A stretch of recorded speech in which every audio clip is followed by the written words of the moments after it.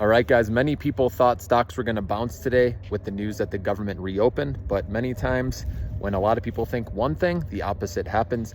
And the bears, the short sellers, are still out there making their money right now. Remember, guys, that's why I've been saying to keep position sizes small, to use a stop loss.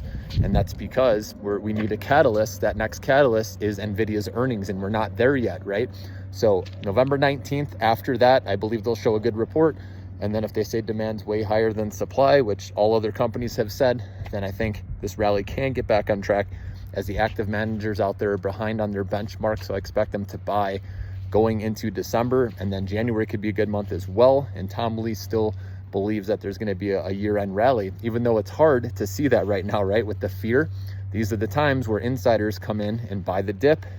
It's the same story over and over again, guys. And then they make their money not only short selling, but then they cover their shorts, and then they play the stocks on the buy side. Because remember, short sellers have to buy the stock to get out of their short positions, and then they play it back up and make money that way as well. So I've seen this time and time again, guys. This will be another dip buying opportunity, but obviously you have to have cash, right, to be able to deploy.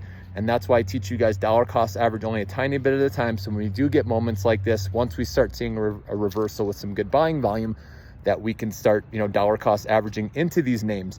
Even if you started a tiny bit, it's all good if you still have cash available, right? If you're breaking up your purchases into 5 or more, like I like to do, right, going very slow, then you have cash still to buy more, a little bit more at a time on this dip with the best of the best names. Again, remember, stick to the profitable quality companies. When the market's risk off, investors are looking for safe havens.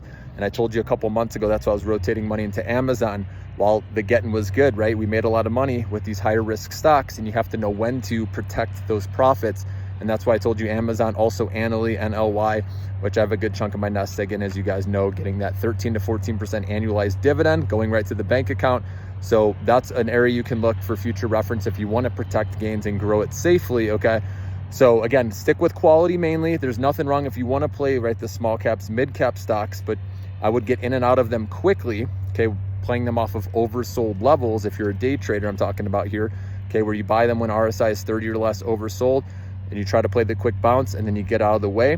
Either that or your dollar cost averaging a tiny bit more for the future. But overall, remember, small cap, think small position, right? Mid cap, medium position, large cap, larger position, if you have conviction in it, especially the mega caps, which we know are not going to go away, right? They're going to be around 10 years from now, and they're growing in many different areas. That's why Amazon is one I'm okay having a bigger position in. Obviously, I liked it at much lower prices, but it's still off of its highs right now after this recent dip. So that's a name you can have confidence holding long term.